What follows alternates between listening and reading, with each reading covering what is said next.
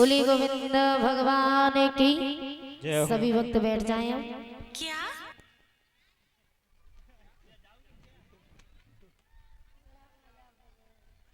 बैठ जाएं सभी भक्त। पीछे भाइयों से निवेदन करना चाहूंगी कि आप सब लोग बैठ जाओ। अच्छा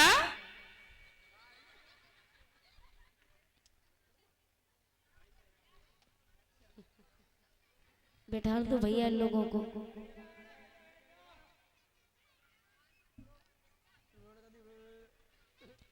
प्रहलाद जी सभी बच्चों से कहने लगे कि बच्चों भगवान का भजन करो।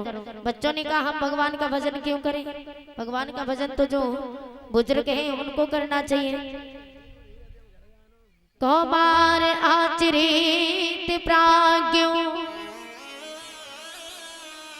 धर्मान भागवताने दुर्लभम मानुषम जन्म तदप्यधुर्वमर्थदम्। प्रहलाद जी कह रहे हैं कि बड़े भाग्य से मनुष्य का तन मिला है। अभी भगवान का भजन नहीं करोगे तो कब करोगे, जब बुढ़ापा आएगा तब। और जानते हो बुढ़ापे में कैसी हालत हो जाएगी, बुढ़ापे में ऐसी हालत होगी कि नाक से बहेगा नाला, आंख पे तनेगा जाला, लाठी से पड़ेगा पाला जरा जिंदगानी में। ऐसी हालत आपकी हो जाओगी, आपकी हाथों में लाठी थमा दी जाएगी कि नाक से बहेगा नाला, आंख पे तनेगा जाला, लाठी से पड़ेगा पाला जरा जिंदगानी में। कि खड़े खड़े वस्त्रों में करोगे मलमूत्र त्याग, पड़े पड़े थूकते रहोगे पीकदानी में, पड़े पड़े थूकते रहोगे पीकदानी में। चार पाई पर पड़े रहोगे, पीक दाना रख दिया जाएगा उसी में थूकते रहो। मलमूत्र त्याग बिस्तर पर ही कर रहे हो। जब बुढ़ापे में शरीर की सफाई नहीं कर सकते, अपने शरीर का ख्याल नहीं रख सकते, तो भगवान का भजन क्या करोगे बुढ़ापे में। कि शक्ति ना रहेगी तब भक्ति क्या करोगे, तब राम नाम बोलते तुम्हारी बदवाड़ी में, कि राम नाम बोलते तुम्हारी बदवाड़ी में। जब राम का नाम लोगे मुंह के दांत उखड़ जाएंगे, और दांत उखड़ जाएंगे तो राम कहोगे कृष्ण कहोगे मुंह से हवा निकल जाएगी। शुद्ध भगवान का नाम नहीं ले सकते तो भगवान का भजन क्या करोगे। इसलिए जब समझ आ जाए तब भगवान का भजन करना चाहिए। बुढ़ापे का इंतजार मत करो, अरे बुढ़ापा किसने देखा क्या पता। और जब बुढ़ापे में तुम अपनी औलाद के नहीं हो सके तो भगवान क्या अपनाएंगे। हमारी जो खुद की औलाद है, खुद की औलाद कहती है बुढ़ापा आने पर जब तक जवानी है, पत्नी कहेगी मेरा पति है क्योंकि कमा के ला रहे हो, बेटा कहेगा मेरा बाप है क्योंकि कमा के ला रहे हो। और जब बुढ़ापा आ जाएगा तो वही औलाद क्या कहती है कि गई जवानी और आया बुढ़ापा, सबको लगने लगा तो पराया। कि गई जवानी और आया बुढ़ापा, सबको लगने लगा तो पराया। बाल बच्चे कहे मर जा बूढ़े, हमारी खुद की औलाद कहती है कि बाल बच्चे कहे मर जा बूढ़े। क्यों, अब कमाने के काबिल नहीं है, अब कमाने के काबिल नहीं है। हमारी खुद की औलाद जब ये सवाल करती है तो भगवान का भजन क्या करोगे। प्रहलाद के समझाने पर सभी बच्चों की समझ में एक एक बात आ गई। सभी बच्चों ने कॉपी पर राम राम लिखा। गुरुजी आए और गुरुजी ने जैसी कॉपी चेक की राम राम देखा तो क्रोध में आ गए और ले जाकर के हिरण्याकश्यप के सामने खड़ा कर दिया। बोले महाराज आप कहते हो ना कि मेरा पुत्र किसी दुश्मन का नाम न लेने पाए, लेकिन आपके पुत्र ने आपके दुश्मन का नाम लेना प्रारंभ कर दिया।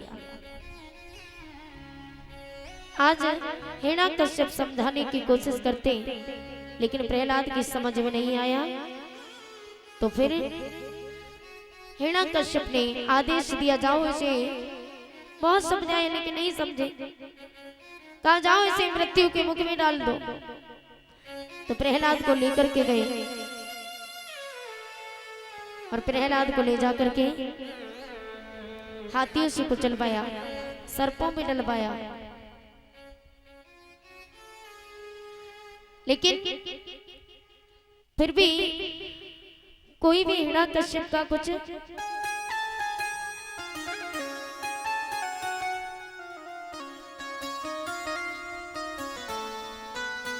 प्रहलाद को हर जगह भगवान बचाते गए।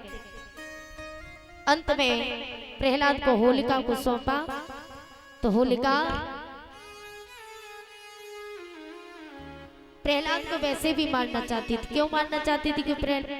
क्योंकि होलिका एक दिन जब कुंवारी थी तो होलिका अपनी बगिया में घूमने के लिए गई, तो उसने विप्रचित्त को देखा। विप्रचित्त को देख करके मोहित हो गई, बोली हमारे साथ विवाह कर लो। बोली हम तुम्हारे साथ विवाह तो कर लेंगे लेकिन तुम्हारे भैया नहीं करने देंगे। और जैसे ये बात सुनी तो उसी समय ये बात सुन करके होलिका ने कहा कोई बात नहीं, अपने भैया से हम बात करेंगे। तो होलिका बात करने के लिए जाती है। हिरण्याकश्यप से कहा कि भैया हमारा विवाह विप्रचित्त के साथ कर दीजिए। बोले यदि तुम्हें विवाह करना है विप्रचित्त के साथ, हमारा युद्ध होगा और जो युद्ध में जीतेगा तुम उसी की हो जाओगे। बोले ठीक है। ये जैसे ही बात कही तो दोनों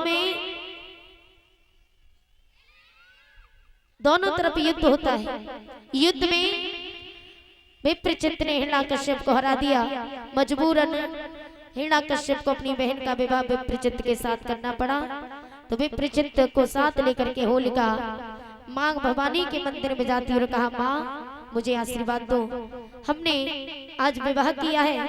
माता भवानी ने कहा कि पुत्री तेरी जोड़ी तो बहुत सुंदर है, लेकिन तेरी जोड़ी ज्यादा दिनों तक टिकने वाली नहीं है, तू बहुत जल्द विधवा हो जाएगी।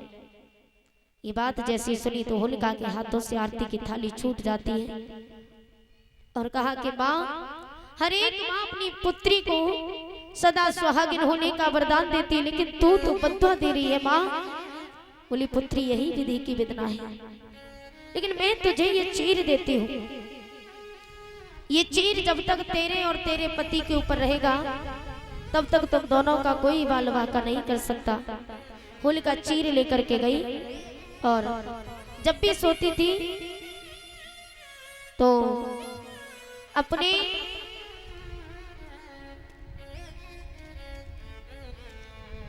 पति के ऊपर चीर डाल करके सोती थी। जब भी सोती तो पति के ऊपर चीर डाल करके सोती थी। तो एक दिन हवा के कारण चीर नीचे गिर जाता है।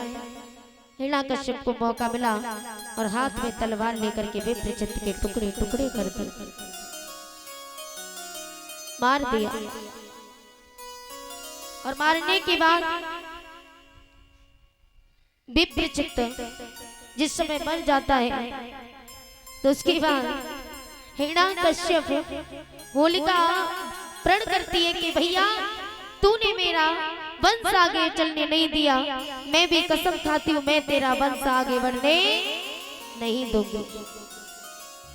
इसलिए होलिका अपने भतीजे को मारना चाहती थी। प्रहलाद कहने लगे बुआ मुझे क्यों मारना चाहती हूँ? मेरे पिता को बुरो बताए रही है, जिसे तुम बुरा कहती हो बुआ कि मेरे पिता को बुरो बताई रही है, जाने संसार को पालो है, उन भैयन भलो बताई रही है, जाने खसम तुम्हारो मारो है। प्रहलाद ने कहा बुआ उसे भला कहती हो जिसने तुम्हारे पति को मारा, लेकिन सुनो बुआ मेरे पिता ने, मेरे परम पिता ने तो केवल मेरे चाचा को मारा, जाने चाचा को मारो है और वो बबुला खास हमारो है, जाने फूफा को मारो है वो बिरना खास तुम्हारो है। होलिका ने जैसे ये शब्द सुने प्रहलाद को पकड़ के ले गई, बोले मैं आज तेरी बातों में आने वाली नहीं हूं, और लेकर के वन में लकड़ियों की